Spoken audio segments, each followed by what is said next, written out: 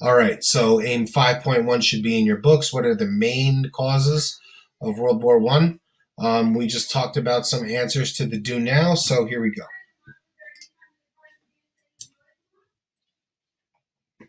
All right, so this you're definitely going to want to copy down. So I'll give you a second.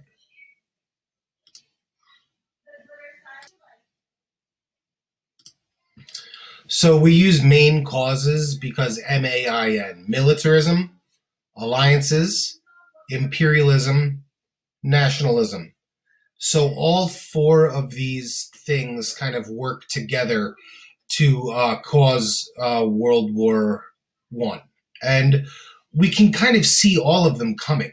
You know what I mean? Militarism. We know that places are in competition over colonies, so we know that's part of it, and we also know that um, through the Industrial Revolution, technology is improving very quickly. So mechanized armies and militaries are becoming more and more prevalent throughout Europe. So militarism is kind of a natural byproduct of the Industrial Revolution, also, right? Alliances. This goes back to the end of Napoleon, right? All those countries got together, Congress of Vienna, and said, "We're going to team up and make sure no one's ever too strong again." Right? So all of these countries in Europe start forming alliances with each other. Well, what's going to happen when two alliances are at odds? That's going to bring a lot of people in really quick. Imperialism, we mentioned, in competition for colonies. And nationalism is another big component, which we're going to go over when we talk about Franz Ferdinand on Monday. So, militarism, again, is just this principle of kind of shoot first, ask questions later.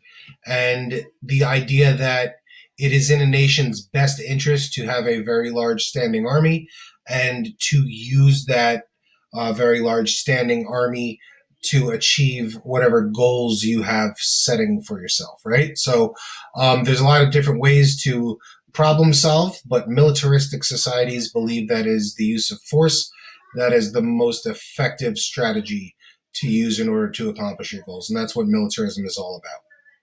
So alliances we mentioned, right? After Napoleon, all these alliances started being formed with the idea that they're all going to kind of team up and make sure that power is balanced out. And that it's born of a good idea, but the problem is when two members of competing alliances have a disagreement, those relationships that those countries have with their allies pull a lot of other combatants and participants into these conflicts very, very quickly.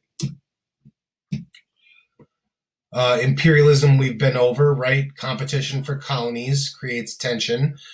We've seen that solved diplomatically earlier, right? With things like the Berlin Conference. Otto von Bismarck of Germany kind of spearheads that meeting where the countries of Europe get together and carve up Africa as they see fit. But in the era of militarism, imperialism, industry, and all these other things that are kind of happening, the competition starts to take an uglier kind of look than it has in the past. Where we used to see a lot of diplomatic solutions to those disagreements, now those agreements are being kind of negotiated through the use of military. And finally, nationalism, the idea that different people of different ethnicities all living in the same area, when the ethnicities don't align with the political agendas, that's really what it's all about. Having different people of different ethnicities being under control of a government that is of a different culture and a different people, that's a hard pill to swallow, right? So we've seen things like this before when we looked at Crimea, for example. A piece of land that is the people are all Russian, but it belongs to the Ukraine. Well, how do you kind of reconcile that?